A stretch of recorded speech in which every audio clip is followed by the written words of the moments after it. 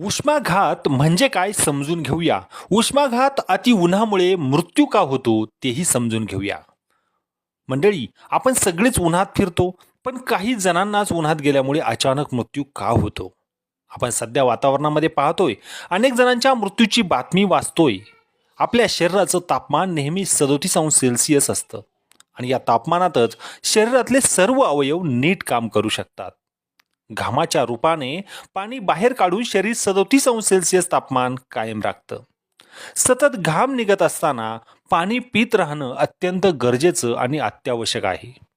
पाणी शरीरात इतरही अधिक महत्त्वाची काम करतं.